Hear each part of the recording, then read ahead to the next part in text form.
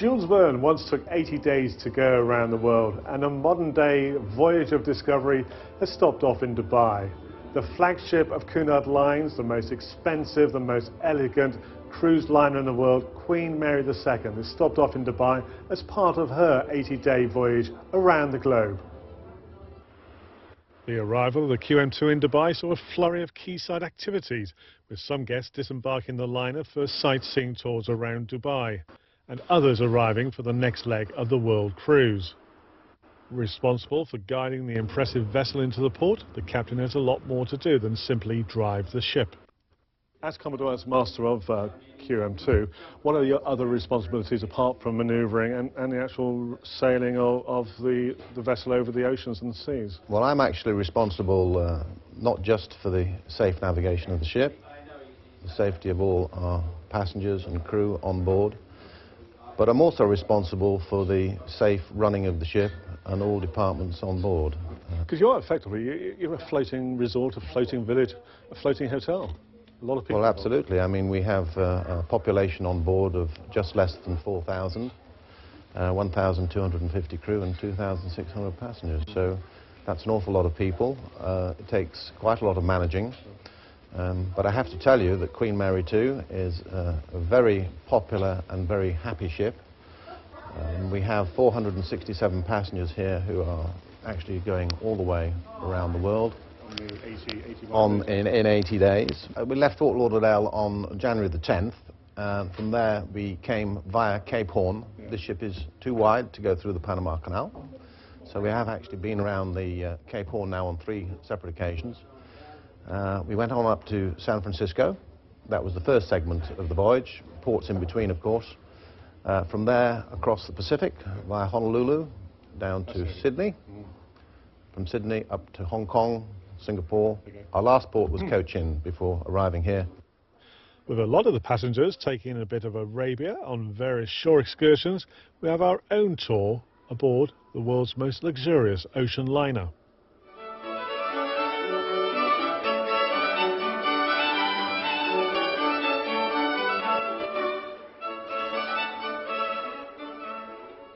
Launched in January 2004, Queen Mary II is a worthy successor to the great transatlantic liners such as Queen Mary, Queen Elizabeth and the more contemporary Queen Elizabeth II, all providing an opulent lifestyle for the rich and famous. Being longer than 3.5 football pitches, or if you prefer 36 London double-deck buses, it's a long walk to find your cabin, or stateroom as they are called, of which there are over 2,000. Unfortunately, with a full complement of guests, the staterooms were out of bounds.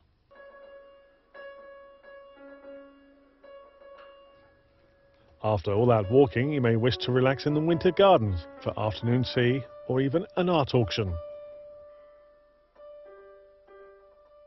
Alternatively, unwind in the Spa Club run by America's legendary Canyon Ranch Health Resorts. Entertainment comes in many shapes and sizes, from ballroom dancing to shows worthy of Broadway in the ship's fully equipped theatre. Well, there's a certain amount of nostalgia on board as I walk along this passageway with photographs of stars on the walls. Stars who used to use the transatlantic crossings in days gone by. Photographs of Charlie Chaplin, Ginger Rogers, Rita Hayworth, and this is perhaps appropriate because this walkway with the stars takes us into the only floating planetarium. With its impressive statues of Jupiter and Mercury, the planetarium is also used for classical music concerts and a variety of lectures from experts in their particular fields. If catching up on the latest read or increasing one's knowledge, the QM2 library will keep you bookbound with its 8,000 collection in several languages.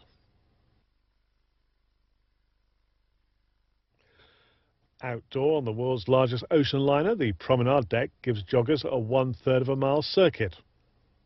For relaxing and taking in the sea breezes, there's steamer chairs, swimming pools, there's also table tennis and more. Dining becomes a gastronomic celebration.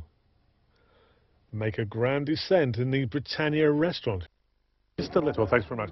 Well, dining on board a liner has got to be one of the most enjoyable experiences, I think. And with over 15 restaurants and bars to choose from on the QM2, there's plenty of choice. So, bon appetit.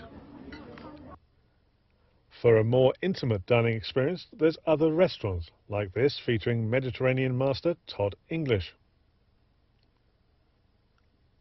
And no cruise is finished without a spell of shopping. Plenty of the biggest brands afloat. Well, with the Queen Mary 2 leaving Dubai to sail through the Suez Canal into the Mediterranean and on to America, I found somewhere to stow away. It's the Balmoral Suite, the top of the range suite. I'll see you in 3 weeks' time. Bye. Happy sailing.